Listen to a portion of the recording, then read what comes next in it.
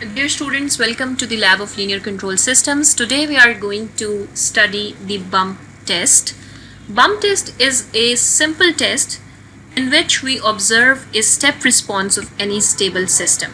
So the system in hand is a DC motor system, and what we are going to do is that we are going to select one constant input for the system.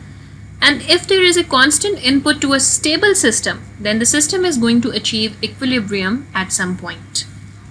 Okay. After that, we are going to change the input rapidly so that the equilibrium is disturbed and a new output is recorded. Now that we know that the simple model that we have obtained in the previous labs was capital K by tau s plus 1 for the motor. So we have to find out the values of these parameters capital K and tau. From bump test, how we are going to calculate? Let's see this curve. This is the output of the motor, which means this is the speed curve.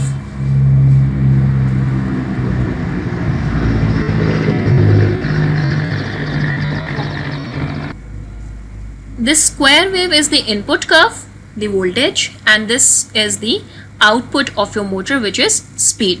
We have to record 3 to 4 values from here. The delta U means the change in the input value, the height of the input value, right? So if it's 2 volts, then delta U is 2 minus 0.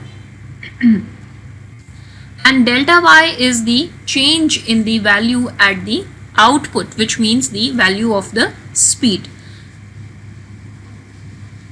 After that, we have to calculate the 63% value that this curve achieves, the 63% value of the steady state response of the system, and we have to record the time tau against that particular value.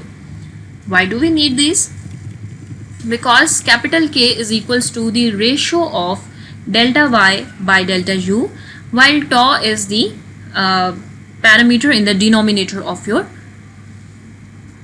transfer function of the motor. Okay.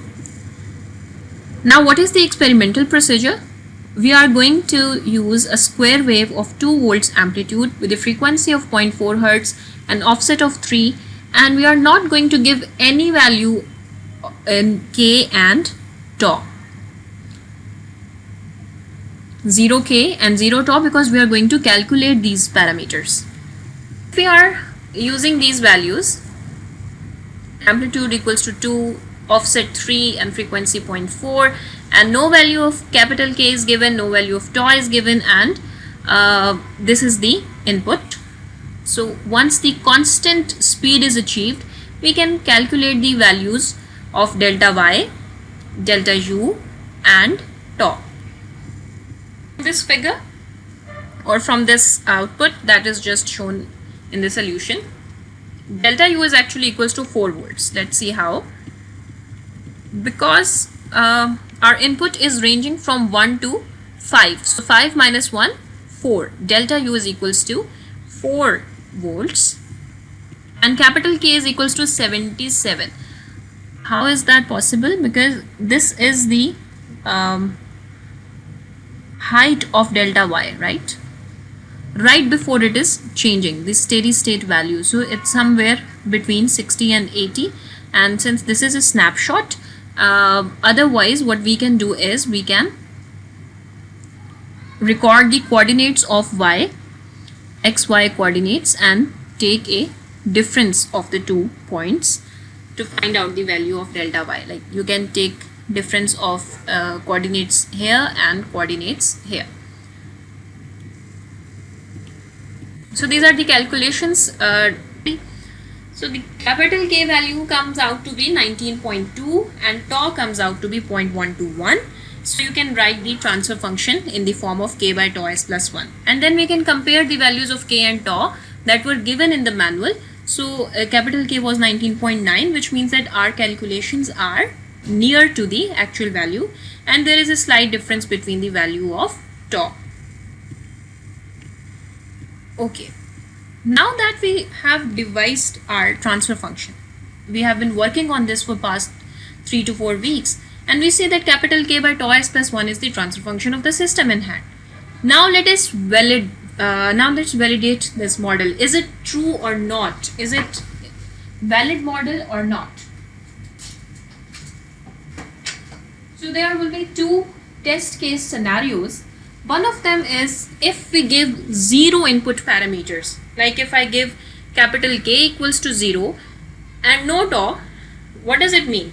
If there is no numerator in the transfer function term, it means whatever input is given, there will be a 0 output. Number one. Number two, we have just calculated the values of capital K and tau.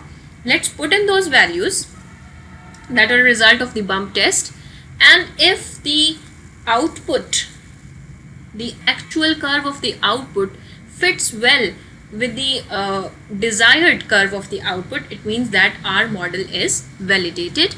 And if there is a slight difference, then we can adjust the values of K and tau. We can tweak those values to get that curve fitting.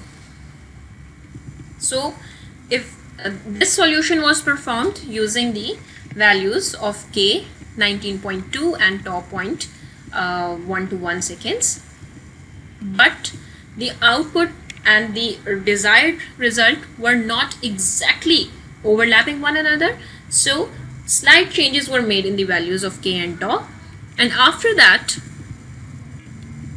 this was the final form.